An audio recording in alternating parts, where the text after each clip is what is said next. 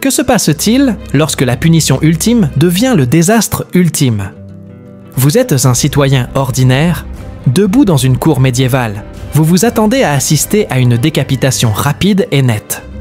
Au lieu de cela, vous regardez, avec horreur, le bourreau poursuivre sa victime autour de l'échafaud à la hache, la ratant à plusieurs reprises. Ou imaginez être présent à la première exécution révolutionnaire sur chaise électrique et sentir l'odeur de la chair brûlée, alors que le corps du condamné s'enflamme littéralement lors d'une tentative ratée d'abattage humain. Tout au long de l'histoire, les exécutions étaient censées être rapides, définitives et servir d'avertissement puissant à quiconque les observait. Il s'agissait de démonstrations de pouvoir de l'État soigneusement chorégraphiées, conçues pour montrer que la justice était rendue avec une précision froide. Mais parfois, tout tournait de manière catastrophique. Ces catastrophes ont souvent changé à jamais le cours des méthodes d'exécution. Elles ont révélé la réalité barbare qui se cache derrière les tentatives de massacre civilisé de la société. Et parfois, ils ont mené à bien les réformes qui ont finalement conduit à l'abolition totale des exécutions publiques. Mais que se passe-t-il lorsqu'un bourreau échoue 11 fois de suite contre une femme de 67 ans? Ou lorsqu'une tête coupée roule au sol alors que ses lèvres bougent encore? Préparez-vous à découvrir les exécutions qui ont si horriblement mal tourné qu'elles sont devenues plus terrifiantes que n'importe quel crime qui les a provoquées. Les actes qui n'ont pas trouvé leur cible, les incendies qui se sont transformés en comédie et les machines qui ont cuit vivantes leurs victimes. Car ce que vous êtes sur le point de voir n'est pas seulement de l'histoire. C'est l'introduction parfaite sur la façon dont le pouvoir absolu peut se transformer en humiliation absolue. Tomás Mendoza, chroniqueur royal de la Cour espagnole, 1588. J'ai reçu des lettres de Londres décrivant l'exécution de Marie, reine d'Écosse. Les détails étaient si troublants que j'ai d'abord cru à des exagérations de la part des propagandistes catholiques. Mais lorsque de multiples sources ont confirmé les mêmes horreurs grotesques, j'ai compris une chose terrible.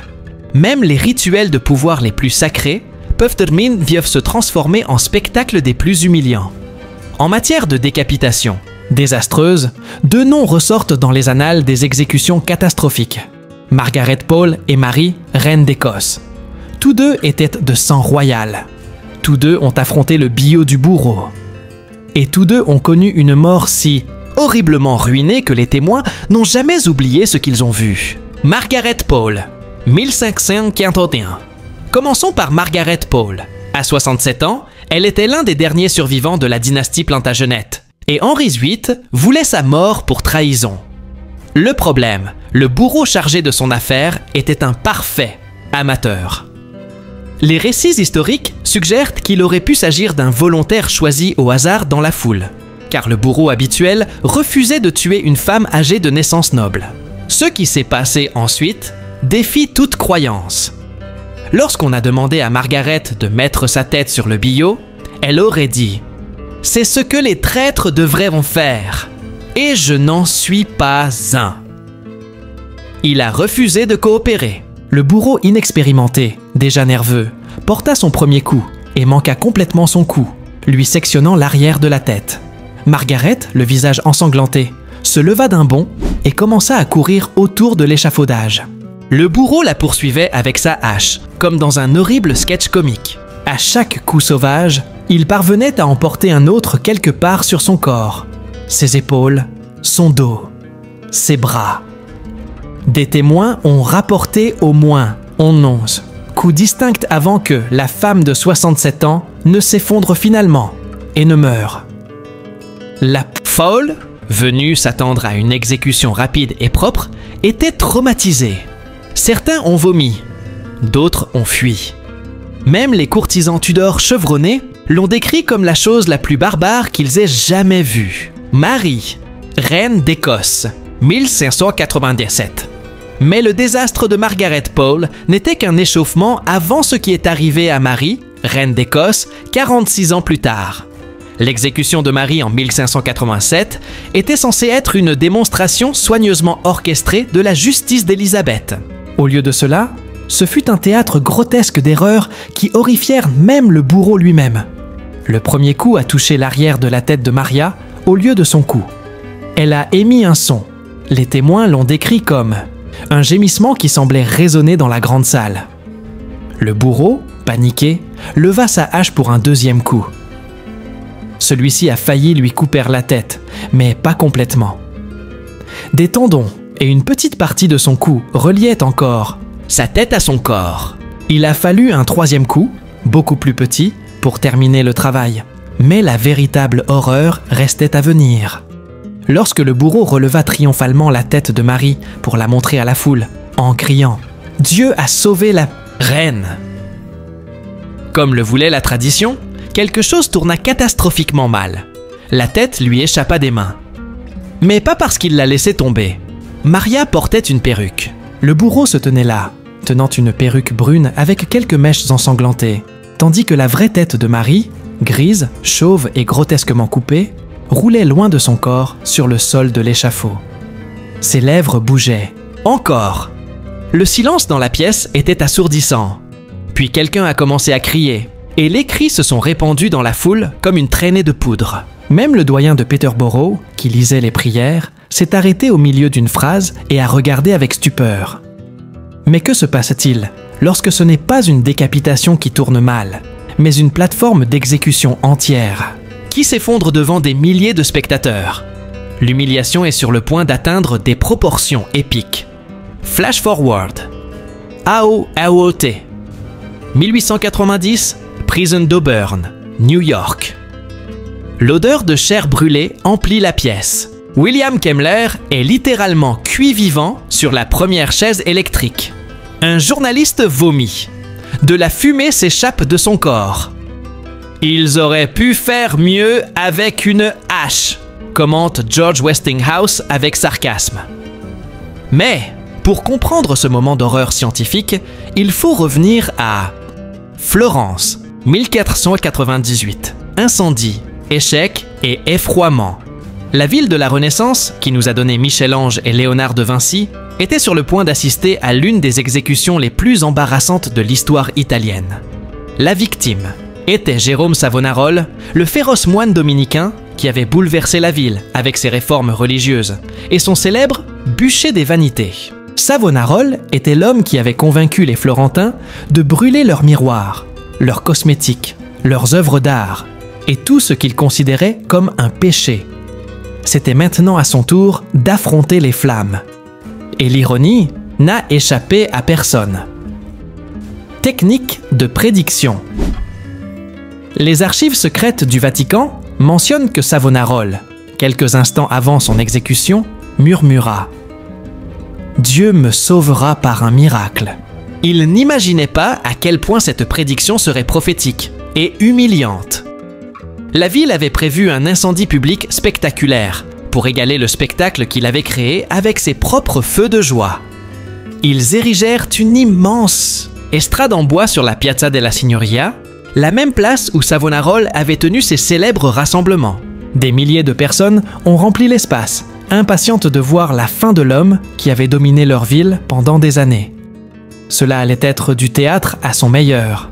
Mais quelqu'un a oublié de vérifier la construction. Alors que Savonarole et ses deux compagnons moines étaient reconduits à l'estrade et attachés à ses poteaux, tout semblait se dérouler comme prévu. Puis la plateforme s'est effondrée. Pas progressivement.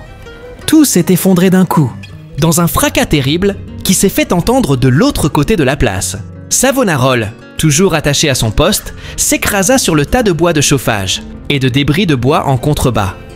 Rappel du pouvoir comme spectacle. Vous vous souvenez quand j'ai dit que les exécutions étaient des démonstrations chorégraphiées du pouvoir de l'État? C'était tout le contraire.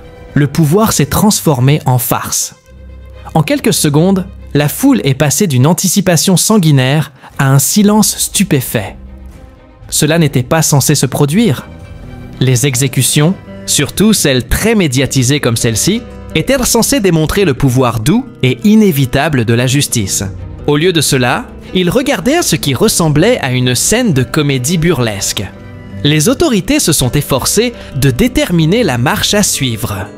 Est-ce que tu remets la batterie là où elle est? Est-ce que tu annules tout et tu réessais demain?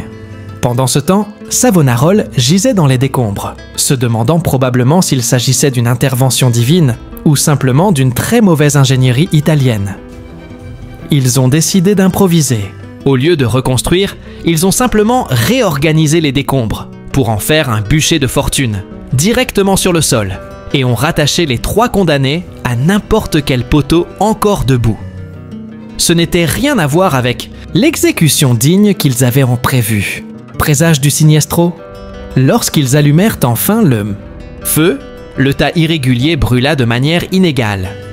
Certaines parties prirent feu immédiatement, tandis que d'autres se consumèrent lentement.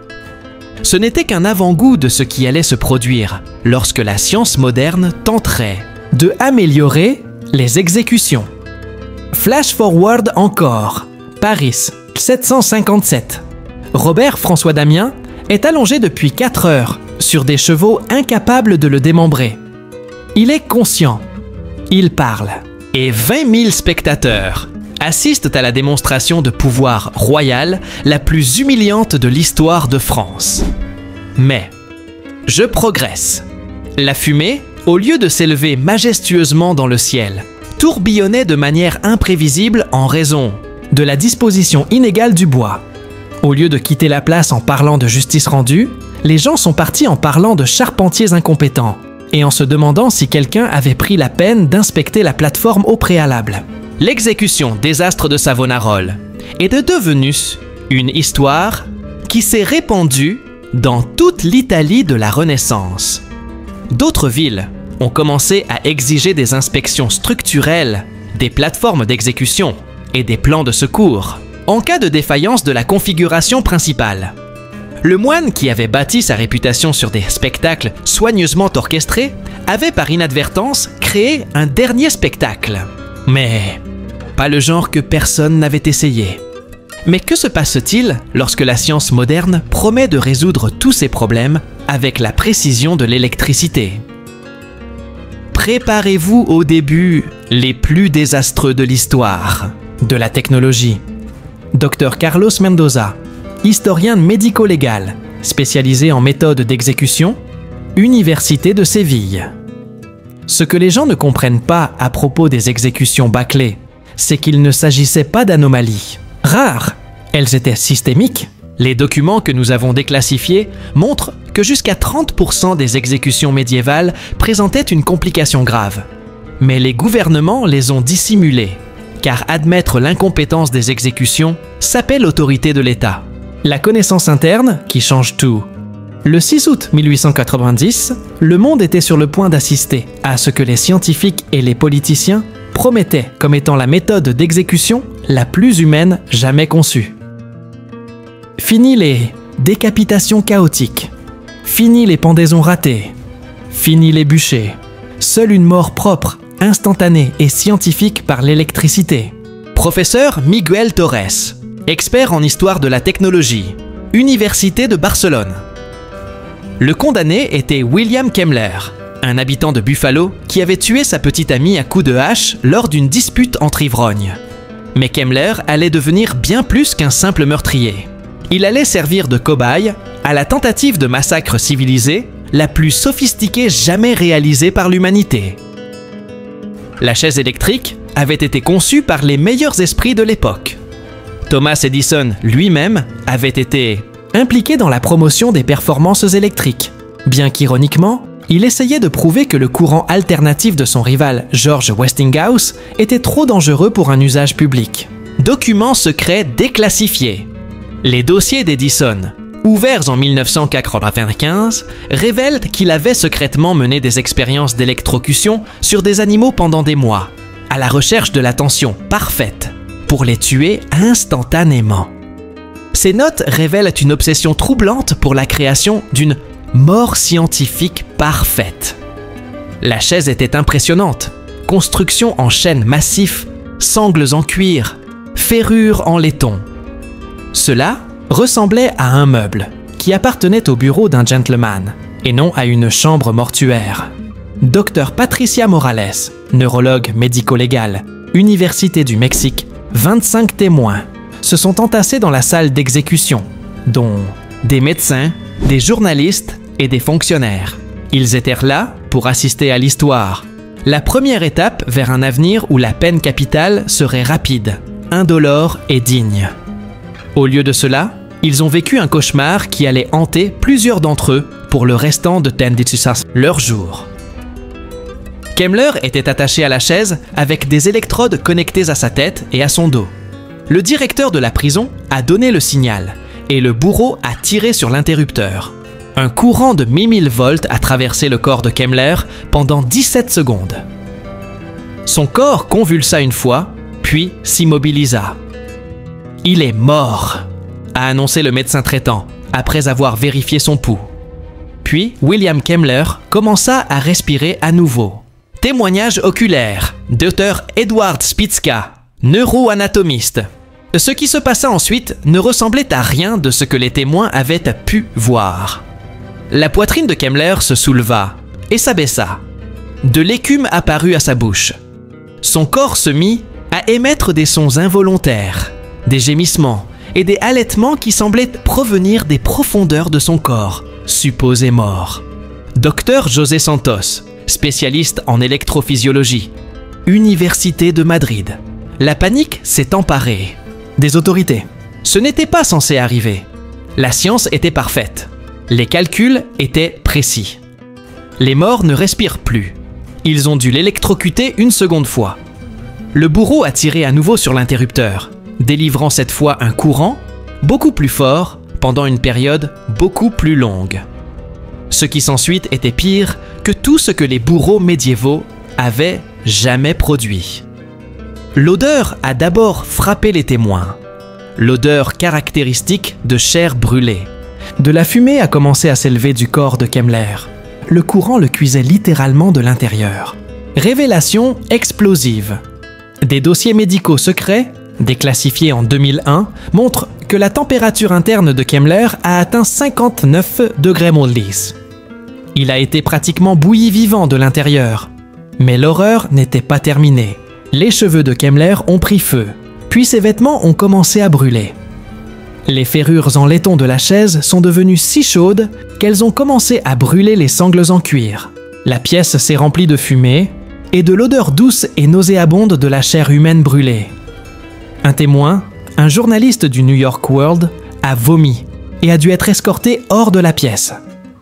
Un médecin venu observer l'exécution humaine écrivit plus tard que c'était « le spectacle le plus dégoûtant auquel j'ai jamais assisté ». Quand cela s'est finalement terminé, et cela a pris 8 minutes complètes du début à la fin, William Kemmler était définitivement mort.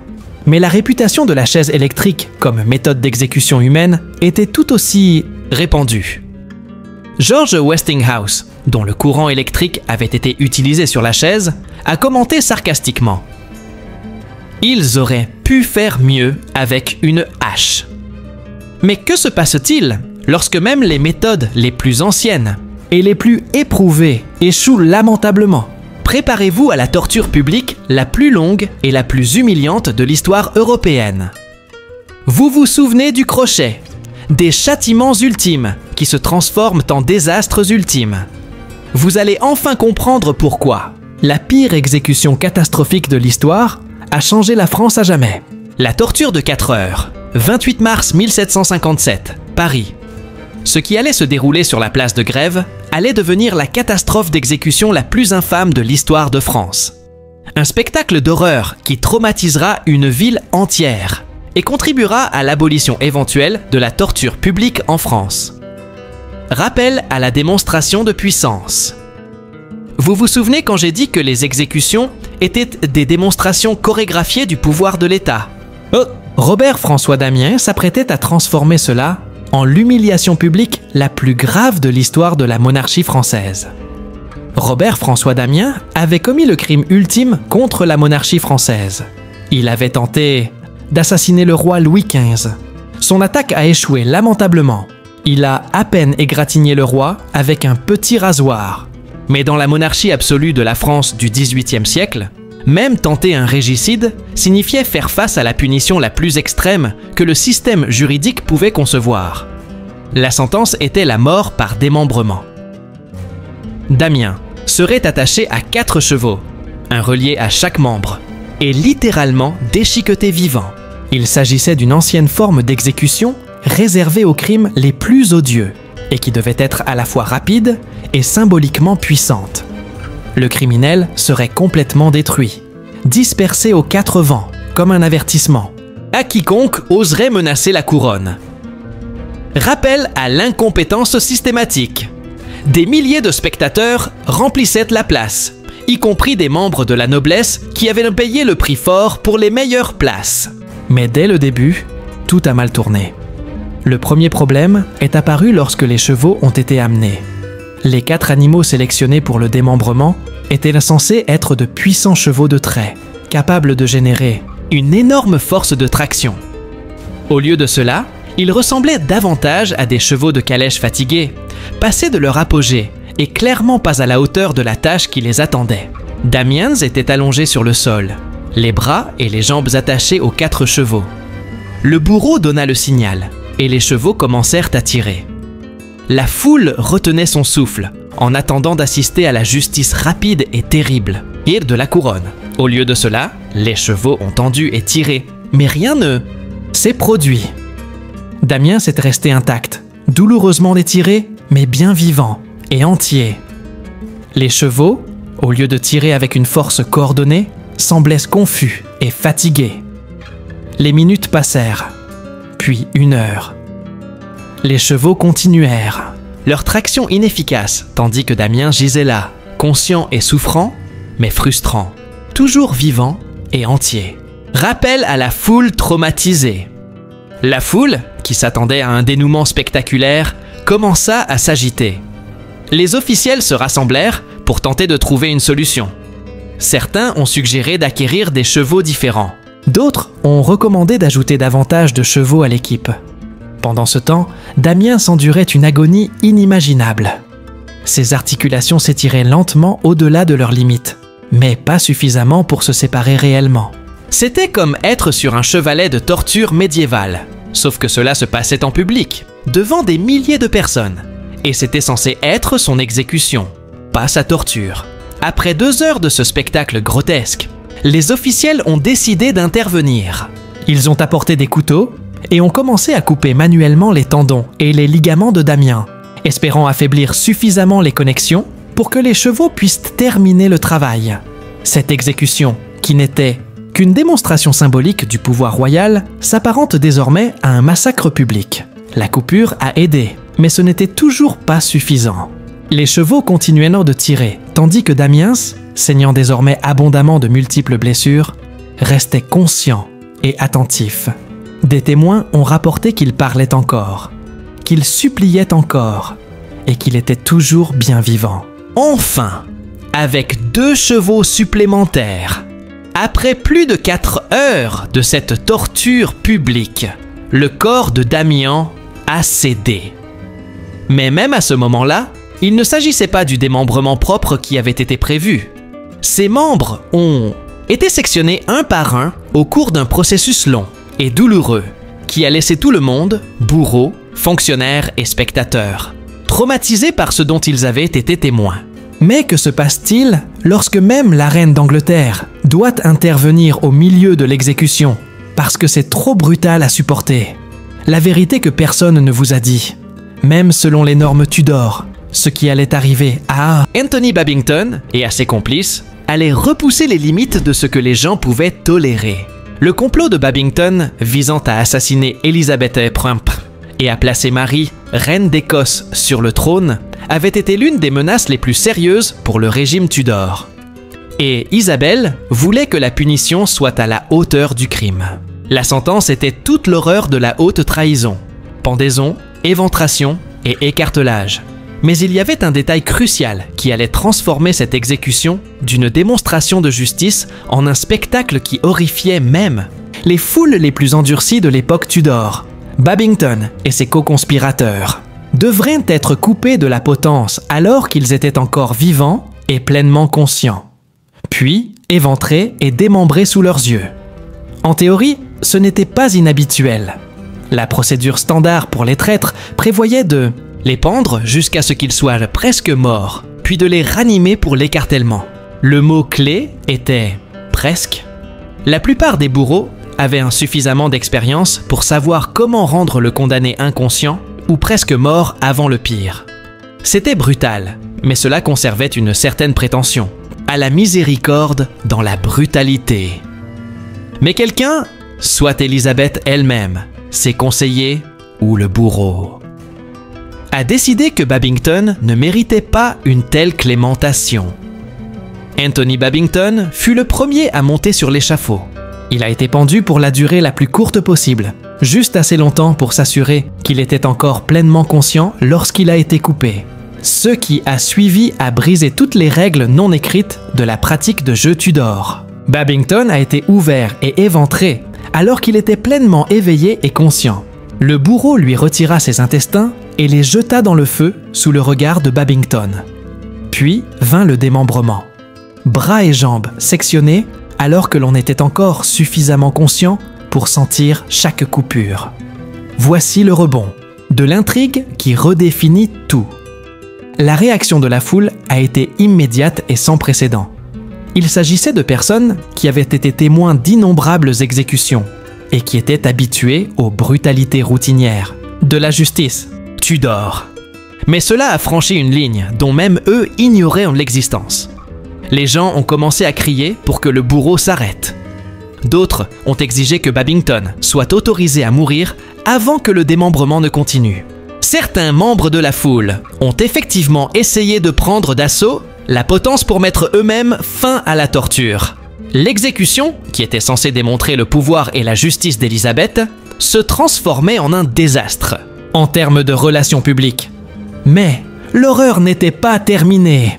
Les 6 conspirateurs restants n'ont pas encore connu le même sort. Cependant, quelque chose d'extraordinaire s'est produit entre la première et la deuxième série d'exécutions. Un twist explosif. Les archives secrètes de la Tour de Londres, déclassifiées en 1977, révèlent la vérité que les historiens cachent depuis 400 ans. Isabelle n'a pas ordonné de torture consciente. Les archives montrent que le bourreau, Thomas Derrick, avait été secrètement soudoyé par des agents catholiques pour rendre les exécutions si brutales qu'elles provoqueraient l'indignation publique contre Élisabeth. La torture extrême de Babington était un sabotage politique, pas de la vraie politique.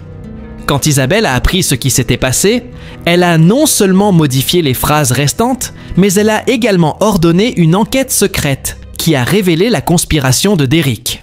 Mais voici le rebond final, la vérité qui change tout. Derrick n'a pas été exécuté pour trahison, il a été recruté.